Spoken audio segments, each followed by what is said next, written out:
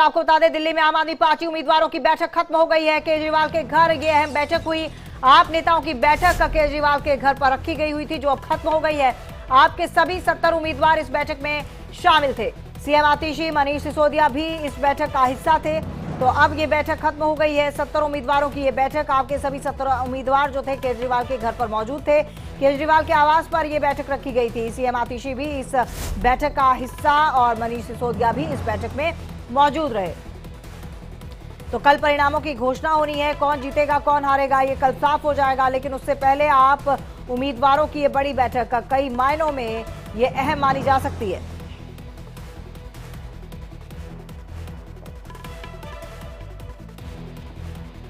और इस बैठक को लेकर क्या कुछ कहा गोपाल राय ने, वो भी आप सुनिए। आज अरविंद केजरीवाल जी के नेतृत्व में आम आदमी पार्टी के सभी जो उम्मीदवार थे उनकी बैठक हुई है। बैठक में ये सभी उम्मीदवारों ने जो अपनी रिपोर्ट दी है, वो रिपोर्ट साफ साफ बता रही है दिल्ली के अंदर आम आदमी पार्टी 50 से ज्यादा सीटों पर कन्फर्म जीत हासिल करने जा रही है। करीब 7-8 सीटों पर काफी क्लोज फाइट दिख रही है। आम आदमी पार्टी को दिल्ली की जनता ने सरकार बनाने के लिए अपना मैंडेट दिया है और आम आदमी पार्टी दिल्ली के अंदर सरकार बनाएगी।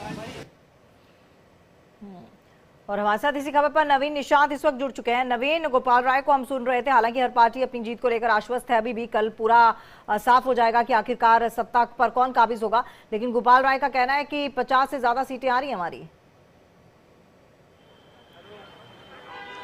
बिल्कुल, देखिए, गोपाल राय दिल्ली प्रदेश संयोजक हैं आम आदमी पार्टी की और बैठक में भी शामिल थे। जो अरविंद केजरीवाल के आवास पर बैठक हुई है और उस बैठक के बाद गोपाल राय ने मीडिया को ब्रीफ किया है और गोपाल राय ने साफ कहा कि दिल्ली की जनता ने जो मैंडेट है वो आम आदमी पार्टी को दिया है और कल जब मतगणना होगी उसके बाद आम आदमी पार्टी अपना सरकार बनाने का दावा पेश करेगी। यानी आम आदमी पार्टी का अभी भी कहना है कि उनकी जो सीटें हैं वो 50 से 52 के करीब आ सकती हैं और उसके बाद आम आदमी पार्टी अपना सरकार बनाने का दावा पेश करेगी, ऐसा गोपाल राय ने कहा है। क्योंकि अरविंद केजरीवाल के आवास पर उम्मीदवारों की बैठक बुलाई गई थी, उसमें तमाम उम्मीदवार शामिल हुए और सभी उम्मीदवारों से इस बात पर चर्चा की गई कि कल प्लानिंग कैसे होगी, कल कौन कहां डिप्लॉय रहेगा, कैसे काउंटिंग सेंटर पे जाना है, किन लोगों से मिलना है, क्या तैयारी करनी है। इसके अलावा जो हॉर्स ट्रेडिंग का आरोप है, यानी आम आदमी पार्टी जो आरोप लगा रही है कि उनके विधायकों को खरीदने की कोशिश की जा रही है, उन्हें पोर्टफोलियो ऑफर किए जा रहे हैं, उन्हें पैसे ऑफर किए जा रहे हैं, उससे कैसे बचना है और इसकी जानकारी कैसे देनी है, किन लोगों को देनी है, इस संबंध में चर्चा की गई।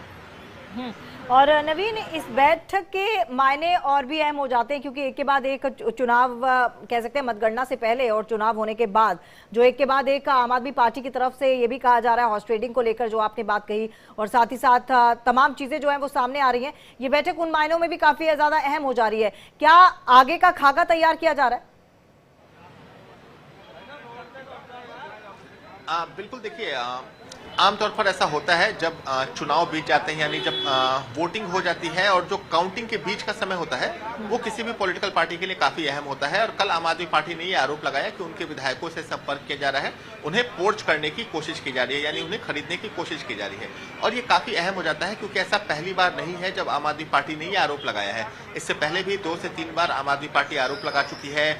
एक बार तो विधायकों की परेड कराई गई थी जब उस समय अरविंद केजरीवाल मुख्यमंत्री होते थे, सिविल लाइन में रहते थे, तो वहां पर विधायकों की परेड कराई गई थी। उसके बाद अरविंद केजरीवाल अपने सभी विधायकों के साथ राजघाट भी पहुंचे थे। लेकिन इस बार ये इसलिए भी अहम हो जाता है क्योंकि अभी चुनाव के परिणाम नहीं आए हैं और इस बार जो चुनाव है वो कांटे की टक्कर होने की उम्मीद है और ऐसा आम आदमी पार्टी का भी कहना है। क्योंकि 2015 का जब चुनाव हुआ था तो 70 में से 67 सीटें आम आदमी पार्टी को मिली थी। 2020 के चुनाव में 70 में से 62 सीटें आम आदमी पार्टी को मिली थी और प्रचंड बहुमत से भी ज्यादा जो बहुमत था वो आम आदमी पार्टी के पास था।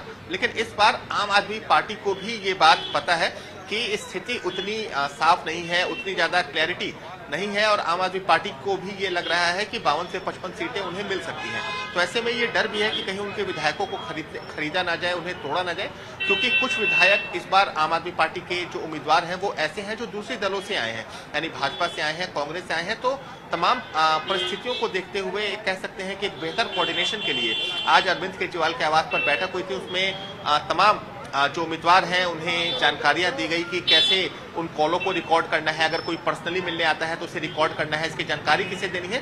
तो इन तमाम चीजों पर चर्चा हुई, लेकिन इतना क्लियर है कि इस बार का जो चुनाव है यानी 2025 दिल्ली विधानसभा का जो चुनाव है वो काफी रोमांचक होने जा रहा है और नेक टू नेक की फाइट यहाँ देखने को मिल रही है। यानी कि नवीन, अब कल जो है क्लाइमैक्स होगा ये इस पूरी फिल्म का, और क्लाइमैक्स बहुत दिलचस्प होने वाला है इसका। बिल्कुल, देखिए 16-17 घंटे का समय और बचा है। उसके बाद कल 8 बजे से जो काउंटिंग है वो शुरू होगी और उसके बाद ही ये तय हो पाएगा कि दिल्ली का बादशाह कौन हो रहा है। क्या अरविंद केजरीवाल आम आदमी पार्टी चौथी बार सरकार बनाने जा रही है या फिर भाजपा का जो लंबा वनवास है वो खत्म हो रहा है, क्योंकि पिछले 25 सालों से भी ज्यादा का समय हो चुका है। भाजपा कभी दिल्ली में सरकार नहीं बना पाई है। उसके बाद कांग्रेस का शासन रहा, 3 बार शीला दीक्षित मुख्यमंत्री रही, 3 बार अरविंद केजरीवाल मुख्यमंत्री रह चुके हैं। अभी वर्तमान में आतिशी दिल्ली के मुख्यमंत्री हैं। तो निश्चित तौर पर कल जब काउंटिंग शुरू होगी तो उम्मीद जताई जा रही है कि सुबह 10 से 10:30 के बीच का वो समय होगा जब रुझान एक तरीके से लगभग साफ हो जाएंगे कि दिल्ली का जो राजा है वो कौन बनेगा और किसकी पार्टी को बहुमत मिल रहा है। और नवीन, जैसा कि गोपाल राय ने कहा कि 50 सीटें मिल रही हैं और 6 से 7 सीटों में उन्होंने कहा कि नेक टू नेक फाइट है। कौन सी ऐसी सीटें हैं जहां पर नेक टू नेक फाइट उनको लग रही है? देखिए, नेक टू नेक फाइट करें तो पश्चिमी दिल्ली की कुछ सीटें हैं जहां मुकाबला रोमांचक है, जिसमें द्वारका, उत्तम नगर, बिजवासन, छतरपुर, मेहरौली ये सीटें शामिल हैं। इसके अलावा बात करें तो बवाना, नरेला ऐसी सीटें हैं जहां बराबरी की टक्कर है। सदर बाजार कुछ ऐसी सीटें हैं जहां पर जो मुकाबला है वो दिलचस्प देखने को मिल रहा है। दक्षिणी दिल्ली की 1 से 2 सीटें हैं जहां मुकाबला फंसा हुआ नजर आ रहा है। तो देखिए, चुनाव के पहले तमाम पार्टियां अपना आकलन करती हैं, अपने सर्वे के हिसाब से ये दावा करती हैं। गोपाल राय भी ये दावा कर रहे हैं कि 50 से 52 सीटें उनकी लगभग कंफर्म है। कुछ सीटों पर जो मुकाबला है वो नेक टू नेक है। वहीं दूसरी तरफ भाजपा जो है वो भी ये दावा कर रही है कि वो पूर्ण बहुमत के साथ सरकार बनाने जा रहे हैं। तो थोड़ा इंतजार करना होगा। 15 से 16 घंटे का महज समय और शेष बचा है कल के काउंटिंग में। उसके बाद शुरुआती रुझान में ही ये बात पता चल जाती है कि दिल्ली में सरकार किसकी बनने जा रही है और किसके दावे में कितना दम है। जी, बहुत बहुत धन्यवाद आपका नवीन, तमाम जानकारी के लिए।